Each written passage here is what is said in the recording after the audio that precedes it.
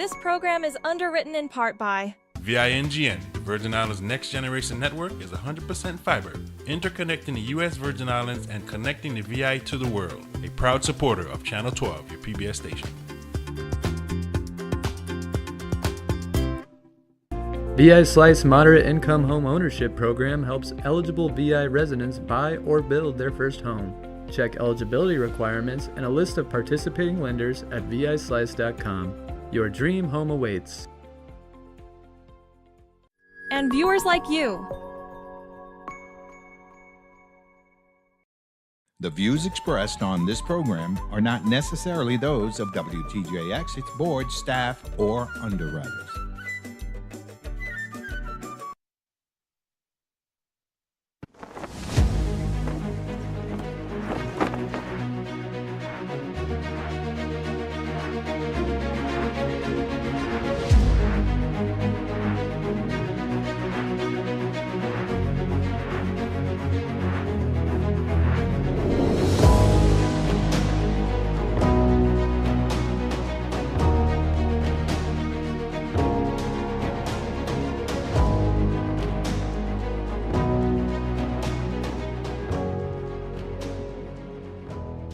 Good morning, and thank you for joining us here at WTJX, where we're providing live coverage for the swearing-in ceremony of the 36th Legislature. I am Jeanette Millen-Young, and today here with me is my co-host. A pleasant good morning to you, Millen-Young, and I am Usi Richards. It's a pleasure to be here again, at least 2 years later, to be here for the oath of office for the 36th Legislature of the Virgin Islands. We're here in Emancipation Garden, and you are looking at us live by chance at WTJX, the public broadcast station. Thank you for allowing me to join you here this morning. Yes, it's a pleasure. So this morning, before the ceremonies get started, Usi and I will be talking about who's arriving, what to expect, and a little later on, hopefully we will have the opportunity to interview some of the incoming senators so that you will be able to get a first glimpse as to what to expect for this 36th legislature. But as we begin, Usi, do you remember how many times? Remember like yesterday. And everyone is different, right? It's all different. And what is very important, I think, about today is not just for the 15 members that were successfully elected to the 36. They have their family that will be joining them, their supporters, their constituents who may not all be here but are definitely looking in and enjoying the moment to see that their candidate is finally taking office. And one of the things that is very special about it is that every time you have a swearing-in ceremony, there's that feeling of renewal, what we will do. But something that happens after the swearing-in ceremony is that sometimes people believe, the voters and constituents, let them just do whatever they want to do, but we have to be a part of the process. So following today, when you hear from the newly minted senators, once again, they're minted, once again, they're swearing in, just stay with your senators. I had the privilege of having a good group of people around me who kept me grounded. And you want to be, I was speaking to a former legislative employee, and they're like, sometimes senators don't listen.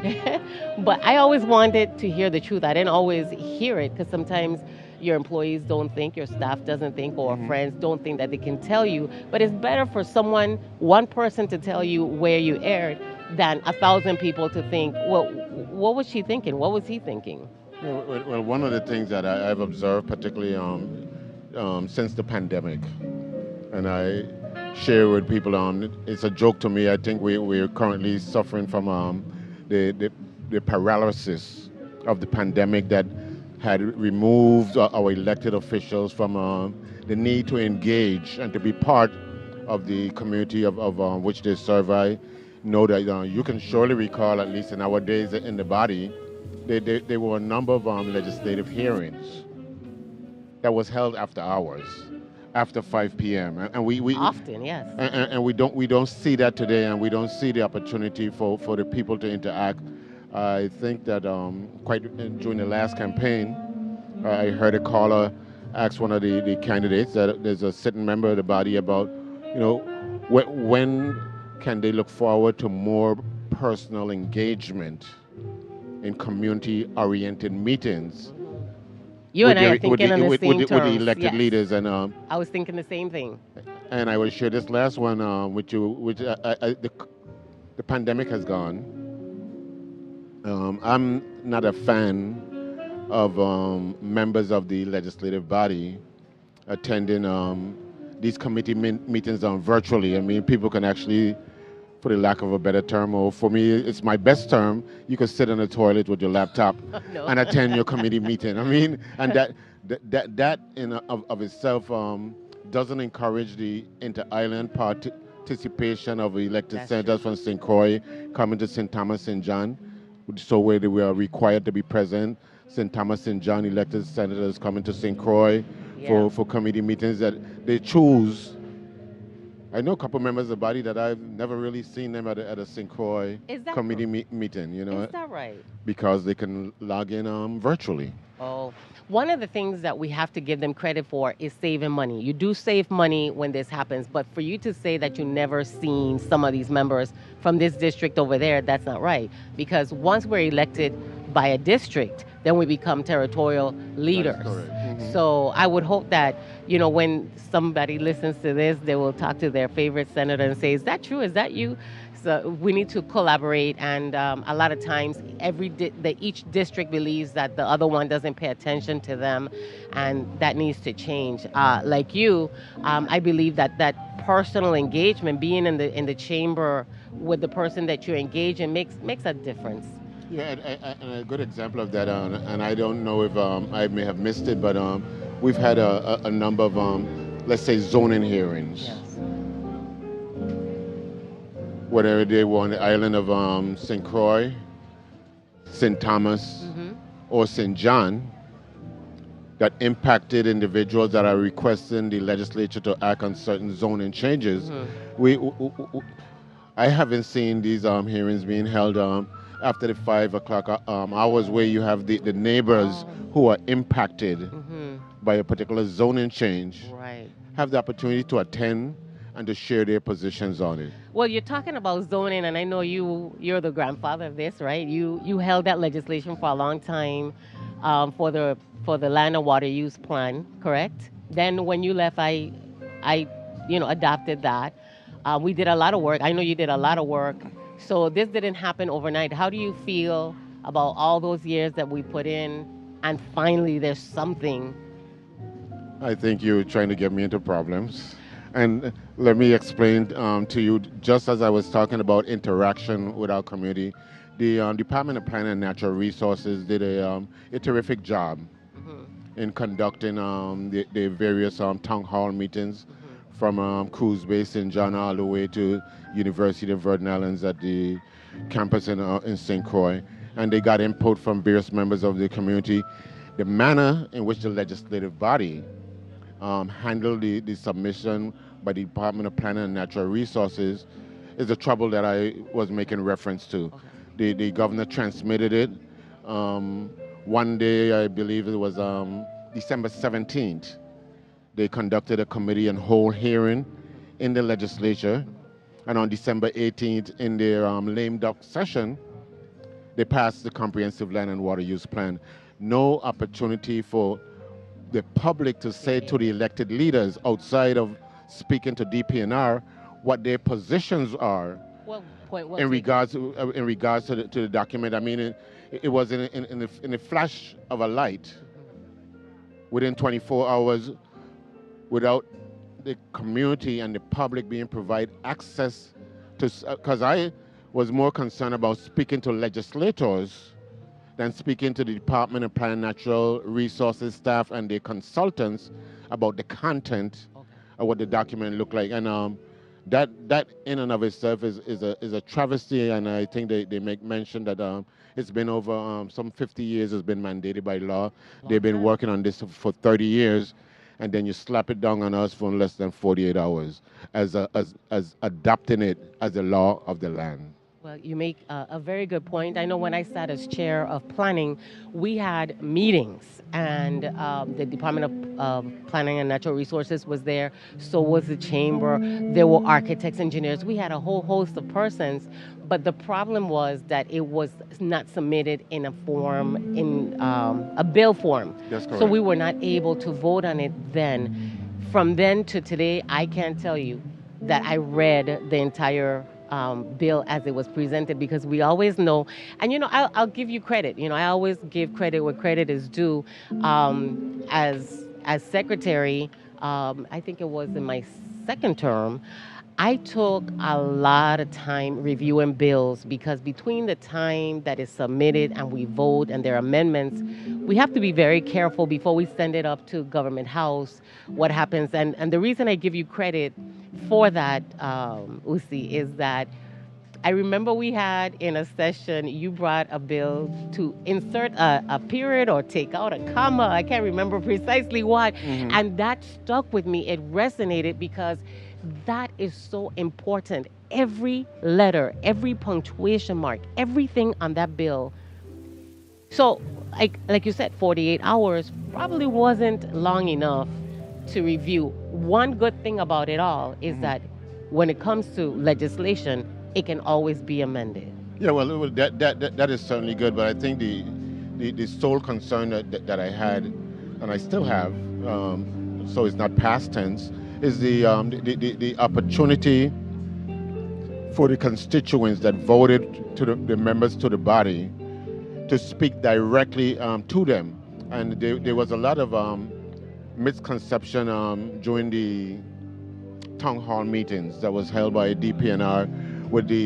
Even at one point I had to interject to the Commissioner of Planning and Natural Resources, Mr. Oriel, that was leaving the impression that once they go through this process and it's been adopted by the legislature, that the legislature is no longer involved in making decision in the zoning process in the territory, and that was misleading, and that is frightening. I always think, particularly since we are a unicameral body in the Virgin Islands, that we must make sure that we exercise and maintain the responsibilities given to the legislature. The last one I'll give a good example was, and I was, you may have been in the legislature then, when they gave away the responsibility of reviewing and approving community development block grants. I'm not certain it would happen with us. I say you may have been there Yeah, I then, don't because I recall. know it was after I've left. So no longer does the programs that fall under what they call Virgin Islands Housing Finance Authority have to come before the legislature to approve the final awardees under the community development block grant. And I think that in and of itself was a mistake by the legislature to just allow Housing Finance Authority to solely make that decision without having legislative approval of this federal funding. Because one of the most important aspects of being a legislator is holding the purse strings. The purse strings. That's really important. So now that you bring a good point about like who's serving in the legislature, and I always remind people that when I first became a legislator, I was the only incoming freshman. Everybody was either re-elected from a previous legislature or from the very previous legislature. So I felt so proud to be able to serve among so many veterans, because it gave me the opportunity to learn, whether good or bad. Whatever people may think about whatever legislator, everybody brought something to the table. And so the problem I have, or not as a problem, it's a little challenge that nobody there served previous to, like, the 29th legislature. So it's like, who are they learning from? Are they learning from what they used to see on television? I wonder if they call and get advice from former legislators, because it in some instances it shows. Yeah, and it does show in some instances, and my personal experience, I don't have any issue with having a lot of freshman senators. I think the success of each elected member of the legislature of the Virgin Islands lies in the people that they surround themselves with. So you need to hire individuals on your staff that are going to provide you advice, suggestions, without fear of wondering what you as a senator would take it as in the context that you take it, whether or not it's something that they may think that be negative or positive, but you're supposed to give them your honest advice based on your professional experience.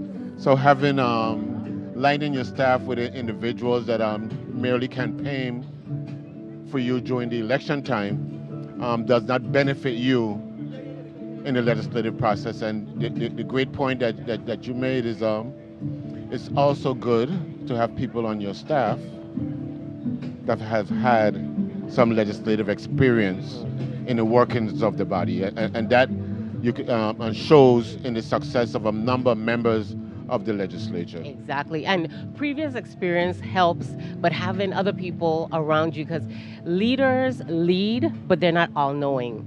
And so not forgetting that is really important. I like the fact that this conversation took this thread, because I've been hearing a lot in the community about not knowing what legislators are supposed to do, like what is their role. And I think that when more and more people arm themselves with that information, we might see other persons running for the seat. Right now, you saw the numbers. The numbers have been declining. Not only has our population been declining, but the ratio and the statistics are showing that less and less people are interested in the voting process. And I think the more we all as a community become more aware as to the role of a legislator and being part of that process. That's how I began the program today. Be part of the process. Don't sit back. Don't complain on social media. If you must complain, bring it to the legislator. I always appreciated when somebody picked up the phone, sent me an email, and let me know they had a problem, because we're not perfect. So the complaints have to roll in, but roll them into exactly where they need to be heard, to the legislators' ears and their staffers. And the experiences that you and I had in the past, and I don't want the impression to be left that because it was done in the past and the past is yesterday, that they weren't effective. And a good example of that is when we speak of today. You and I are now just regular members of the citizenry of the community. You can't listen to a news broadcast or read what is online or hard paper newspaper and remain informed about even the calendar of the legislative body. So if today, if I want to know that Janet Miller Young is the chairman of the Committee on Planning for the legislature, and I want to find out when it's her committee meeting, I go online and look it up somewhere. So the what you call it, the arm of the legislature of public affairs and media have resorted to mere emails, distribution to outlets and on their website about the happenings of the body. And people really don't know. Like, I did not know that on Thursday, the 17th of December, that they were going into the committee on whole to hear the comprehensive land and water use plan, and to hear solely and only from the Department of Planning and Natural Resources. I mean, so I heard about that after the fact. You know, I smile because Yes. when we served, I mean, obviously before you left, social media, was very present. But a lot of the people who watch the legislative sessions weren't really Facebookers, yet they knew. And I would always be amazed walking in the streets and people telling me and reciting exactly what I said on the floor. And today you ask the average person and they're not even watching. Some former senators are not watching. Sometimes I don't even get an opportunity. I'm not going to touch the topic with you, but, no, but it's hard to watch. No, but I think it's so important, even if it's hard to watch. If you don't want to watch it live, then watch some replays of it so that you know, because you mentioned the newspaper. The newspaper has but so much space that they can report on. And so you don't really get the full breadth of what was discussed, how it was discussed, the tone of which it was discussed. There's so much, right? And it shows even in the electoral process. Today, you and I may be a candidate running for the office of senator in the legislature, and we spent all our energy on the social media promotion of our candidacy.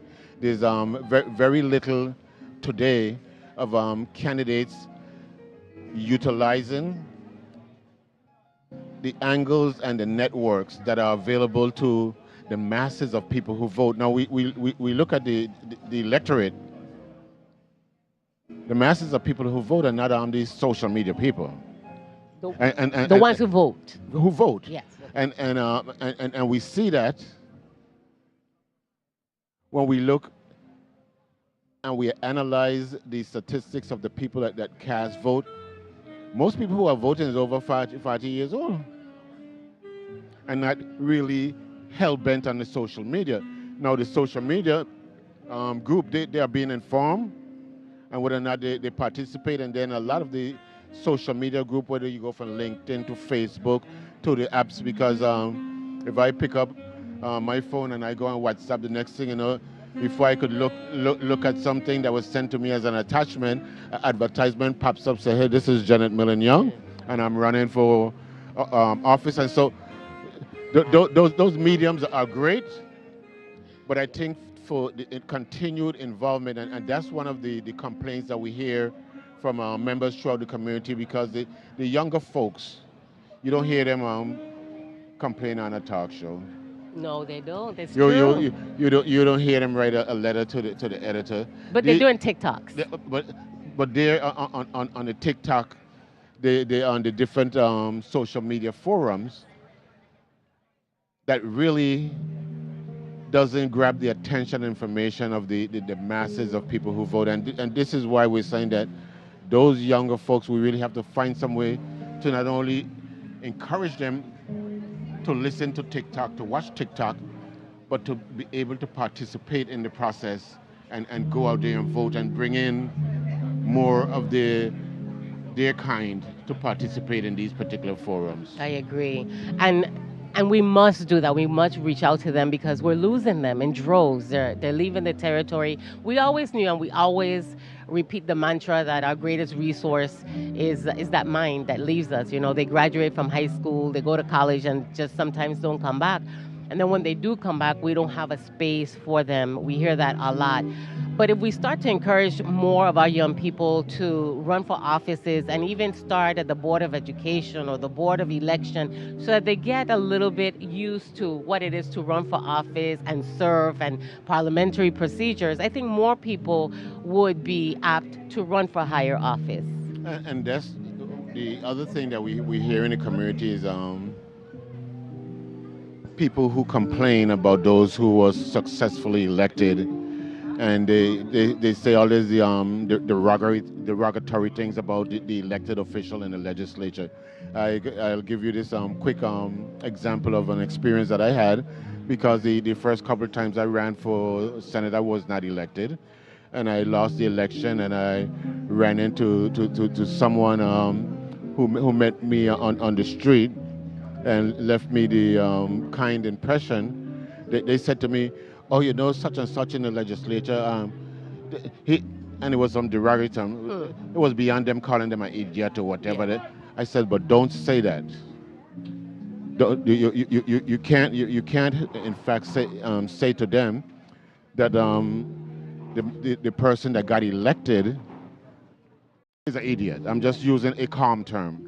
Yes. So I said to them, I says, if in fact you think that this person is an idiot, you realize that in the legislature, it's not a game of musical chairs where individuals walk around 15 chairs, or you got 30 people walking in a row, walking around 15 chairs, and when the music stops, the person who sits in the chair is elected. We voted for them, and we are responsible.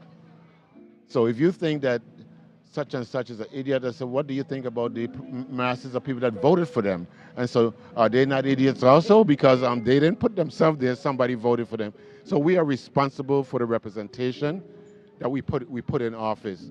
And so I can't sit back and listen to anyone degrade I'm with you. and speak badly about elected officials because they didn't sit in that chair on their own. Someone actually put them there. And the operative word here is representative. And so, who's representing you? What is the base? And I hear this, well, who voted for that person? But you must show up. You must be a part of the process. But even before that part of the process, which is voting in the people who are running, is nurturing and encouraging those who you believe should be running. For example, they say, and I believe it's true because it happened with me, that women don't wake up and say, I want to run for office on their own. That somebody says to them, I think you should. Men will say, I can lead, right? And a lot of times women believe, well, I'm just going to support. So when I ran, it's because people said, I think you should run. I'm not seeing a lot of nurturing and encouragement of persons who we believe should step up to do this. And then other times you have professionals who say, I'm busy making money, But one of the reasons I said that this isn't for me for the rest of my life is that I believe that we owe it to our communities that has done for us to run and to lead. Some people lead forever. Some people lead for one term. I served for 4 terms, and I thought that was enough. There's some people who say, oh, you should have, you stay there, you're going to get voted in. But it's not about whether you believe that you're comfortable and people will continue to vote for you. Just usher in other young people. And I've tried. I don't know if it's worked. And that those are efforts that are necessary. The other portion that brings us the results of what we have today is the real absence in our educational system. Yes. On the subject matter of civics. And they speak about teaching history, Virgin Islands history, Caribbean history, African history within the curriculum in the public school system. I didn't go to public school. I tell people I had 12 years of catechism. And even at the Catholic school, when I was in high school, we had Virgin Islands history.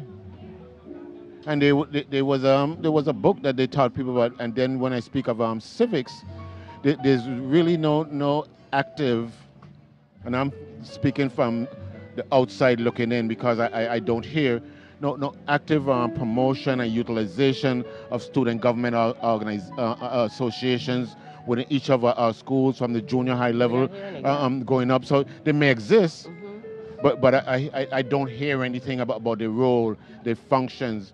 And I think it might have been about 4 or 5 years ago, I went to St. Croix Central High School, and they had asked me to do a workshop on parliamentary procedure for the student government associations. They had just had elections. They elected president, representative for each of the classes, from the freshman class up to the senior class. But this is where we stimulate and we form and we mold the interests of young people in government by the teaching and the maximization of student government associations. And this is what we need to do for our young people to maintain and encourage their involvement. Yes. So, we've been joined by Beyonce. By Beyonce. Y'all better wait. Y'all had no idea that Beyonce was going to be in Emancipation Garden right before the oath of office for the 36th Legislature. I think Janet Miller Young is going to introduce her. Yes, it's my privilege to introduce to you our former Senate President, Finance Chair. I don't know how many positions you had in the legislature, but those are very important ones, Senate President and Finance Chair, the Honorable Donna Frett-Gregory. Well, good morning, and it's your privilege, but it's my absolute privilege to sit here with former Senator Uzi Richards and yourself, two powerhouses of the legislature, absolutely. So I think we have a lot in common. Speaking about Janet Miller Young? Yes. The powerhouse. Yes, Yeah. I think that we have a lot in common. All three of us, we have a lot in common. Of course, former Senator Uzi Richards served as president as well. And you did not disappoint as you served as senator. So, this is a good platform to be on. I'm very grateful and privileged to sit here with you guys this morning. So good morning to everyone. So she joins our ranks. Yes. As former. As formers, okay. This is an elite group, We like to show up. We've been there, done that. So what do you call it? It's not a fraternity, it's not a sorority. What is it? It's a fraternal order of sorts, right? Yes, You would fraternal say. order of sorts, Like, absolutely. we have a former senator peeping through our air conditioner also. Yeah. Also another powerhouse. Yeah. Another powerhouse. So how does it feel this morning? Because the last few years, it's just the preparation for today, is nerve-wracking. What I'm going to say when we get to the legislature. How you feel now having left and you're just going to be in the audience? It feels good. It feels good because I know when I served as senator, I gave it my all. I gave it everything that I had. I made up my mind that I will serve the people of the U.S. Virgin Islands, and I think that I did just that. I believe that when you serve as a civil servant, you have to make up your mind to be a civil servant. So I feel good today. I feel good today, walking away from the legislature, but still making sure that the legislators know that I will be watching. And we continue to watch. Yes. I think I don't know if she heard us. I'm sorry, the former senator heard us when we were speaking earlier, that we was throwing some blows after her and the former members in the 35th and 34th. And our blows was on the subject matter of engagement and access of the community in the legislative process. And I was really troubled over the past at least 4 years that we have less committee meetings in the evening that the community could come out and participate in. Senators not reaching out and hosting, because you don't have to wait for a committee to hosting meetings of their own within the community, and that lends to the distrust of our voters. And so Senator Millen and I, former Senator Millen, because I don't remind people to say farmer, because every day in 2025, people want to kill senators, so that's how you go remind them, I am farmer, I'm not current. If you're looking for someone else, you go find a current, I'm just farmer. But yeah, Senator Millen and I was talking about that topic. I agree with you that I too experience some level of frustration with us not, keeping committee meetings in the evenings. That's when our constituents, if you will, our community, they're at home and they should be able to view, what's occurring in the legislature. But I will tell you that when I became a senator in 2019, I kept many public meetings. I went to the various housing communities just to talk about, what's happening, what they want to see, what are the things that concern them in the territory. But you'll find that less and less people would come out. So we have to figure out a way to generate or regenerate the interests of our people, and really have those discussions about why are you not coming out? Where's the frustration? Because I do agree that we have to figure out a way. Now more than ever, we have to figure out a way to build back trust in our government and our elected leaders in the territory.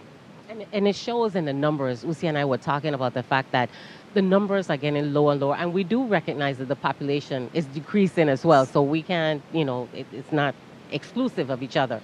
But we have to encourage people to be part of the process, not just when it's time to vote, but even encouraging people to run for office. And both of you served as senators. One of the things that I have always said and I've always been concerned about is, while we may do good work in the legislature, our community is not aware. So the executive branch has a platform, and we do have a platform, but I don't think that the legislature uses their platform, or our platform, if you will, the way we should. I think we should do more about talking about important bills that were passed. What those bills mean to the community? That kind of thing. I don't think we do enough of that, and that's something that I kept beating the drum over with my colleagues about. Let's get out into the community. Let's use our legit TV. Let's use legit TV when we're not having committee meetings to talk about a particular measure that we pass and what it means to the community. I think more of that needs to happen. That needs to happen, period. Yeah, and on the former senator and former Senate president, I think you guys just named a road after him over in St. John. Amanda Rocky Liebert was the one that shepherded live broadcast of legislative sessions, and that is important. And I could give you an example in regards to the legislature not reaching out. For some reason, just a few weeks ago, I had to go on the legislature website, and I was unaware that they had a 90-day or 180-day report issued by the 35th Legislature. Now, in the past, I'm sorry, I was not unaware, In the past, they will utilize the chambers, and they will hold a live broadcast from the chamber. Each senator get to speak about what they've contributed in the 180 You day. see my face, right? I saw it on the website, so don't blame me. But because I was a senator, I didn't really use the website. I would use the committee folders, but I would have to check it as well. But it includes every single senator had something in this document, whether or not they were majority members or minority members, and it was obviously a summation of what each senator submitted as their most impact pieces of legislation. And I only mention it because you speak about the governor has a platform with the government access channel, but the legislature has a platform with legit TV that should be able to bring more to the community about their role, their function. And should I let her off the hook about this comprehensive land and water use plan? Don't let her off the hook. We in the community were unaware that on the 17th there would be a committee and whole meeting to hear from DPNR, and then within the next 24 hours it was acted upon. And I know that people were interested in making sure it gets done, but it didn't provide, outside of DPNR and their town hall meetings, the community access to tell senators, because I went to 2 town hall and I tell them, listen, I talk to her. When it goes before the legislature, I'm going to talk to them. So I realized it had been before the legislature that evening after they had already spoken to the legislature. So these are things that are important that the legislature have to keep the community involved. So, and I have to agree with you, particularly with the comprehensive land and water use plan. That did come to us. I'm not sure when it came to the legislature, but the decision came to us as far as hearing it in committee very late. I am the sponsor of the actual legislation to move it forward, and I did not intend to move it in the 35th legislature.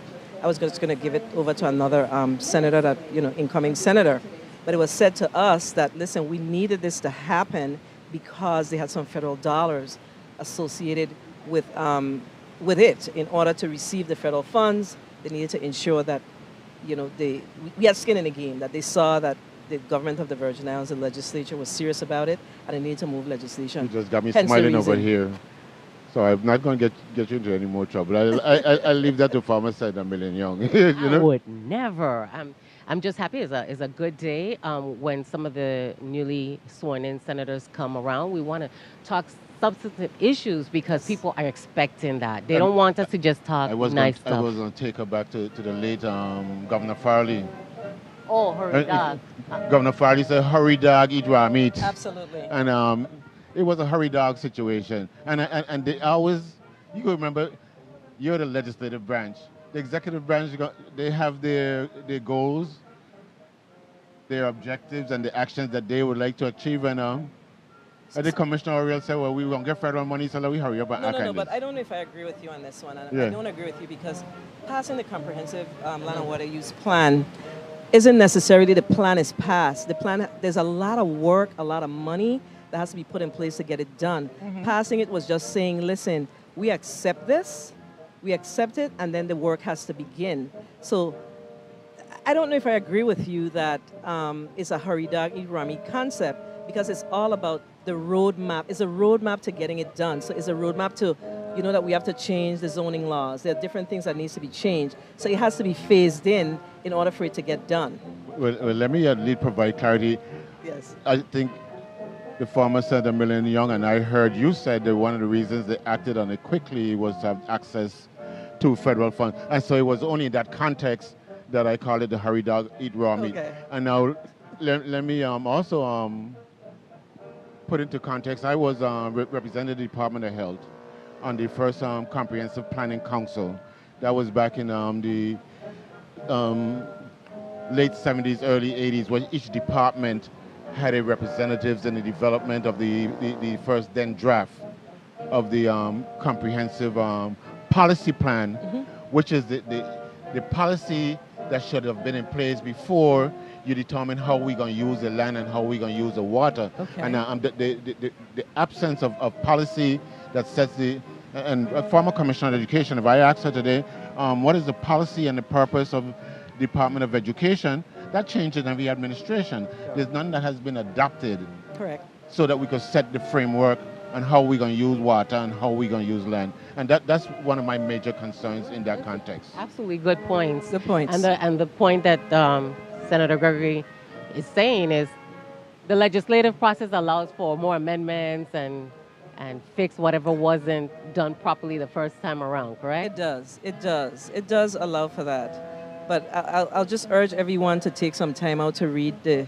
actual plan, because it's not what's set in stone. There's so much work to be done behind it. If you look at the actual legislation that was passed, it basically is just a framework to begin the work.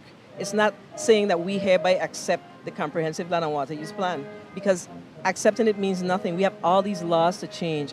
There's so much work, again, that has to be done behind it in order for us to accomplish a true comprehensive. This is years in the making.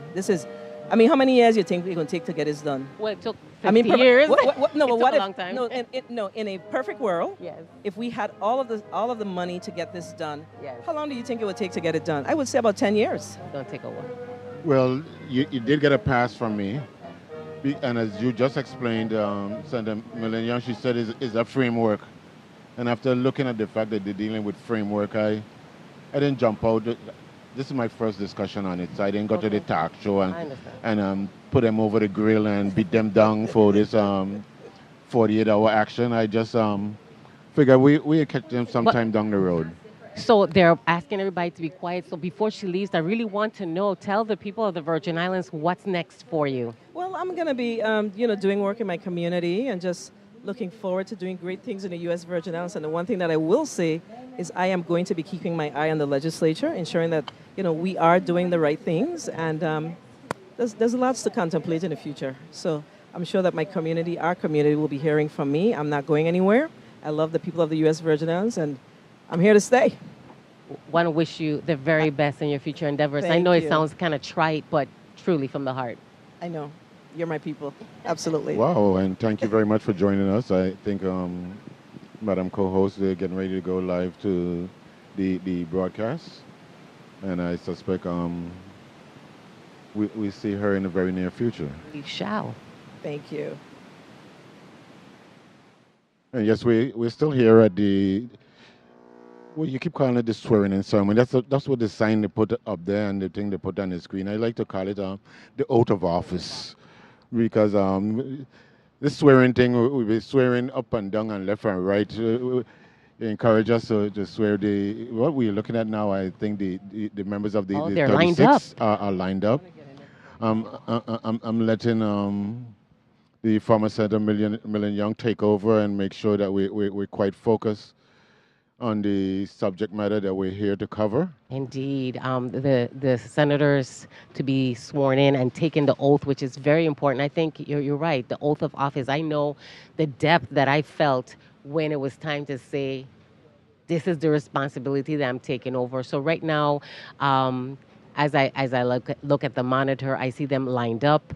As soon as they begin to walk in, we will then be quiet because we want to make sure that the ceremony is well taken in by the viewers online. Yes, and although today that we will have 15 new members of the 36th Legislature, I'm looking around. I've seen a number of people in the crowd that have come to provide support. I did mention earlier of former senator, former archivist for the legislature, passed by Senator Donald Ducks Cole. I see the 16th senator of a number of legislators who is standing here. I know most of you think we only have 15 senators, but the 16th senator is also here. Current and former of our legislature, James Lewis. So he's right here. He's there with all the body. And so now we go to the live coverage of the swearing in, oath of office of the 36th Legislature as the new members of the body takes their place and come in to the pomp and circumstance of the music.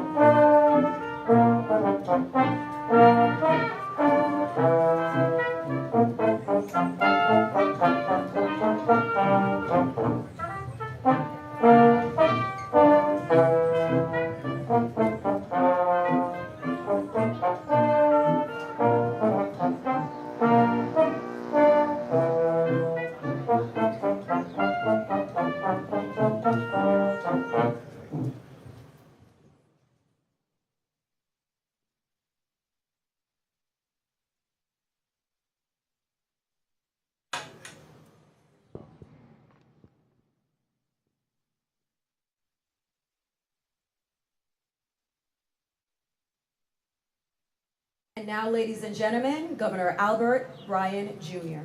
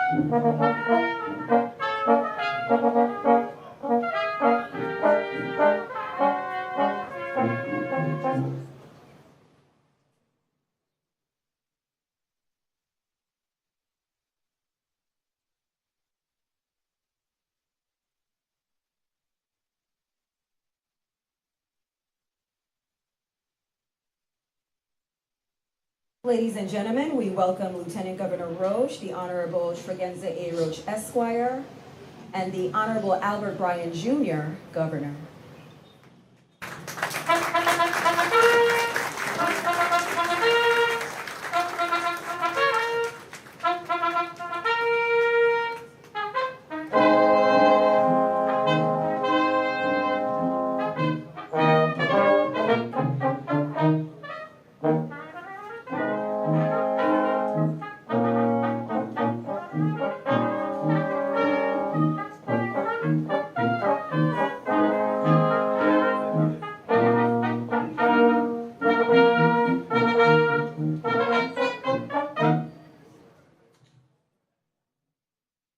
Thank you. Please remain standing for the posting of the colors by the Junior Reserve Officers Training Color Guard Corps of the Ivana Udoracan High School.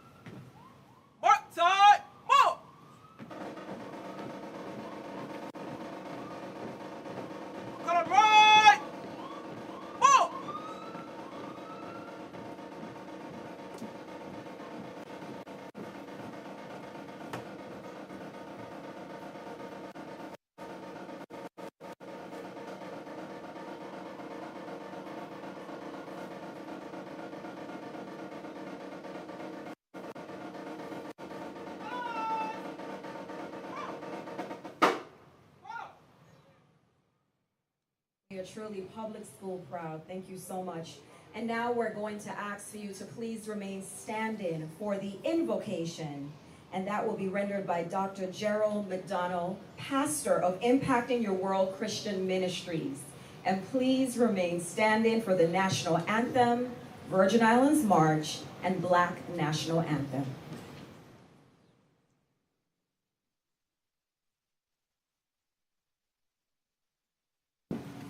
Let us pray. Eternal God in heaven,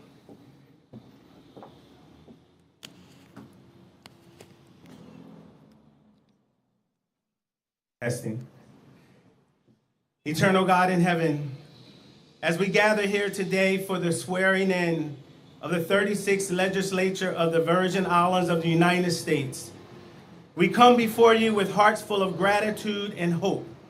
We thank you for the gift of leadership and for those who have stepped forward to serve our community. We ask for your guidance and wisdom to be upon each legislature as they take this important oath.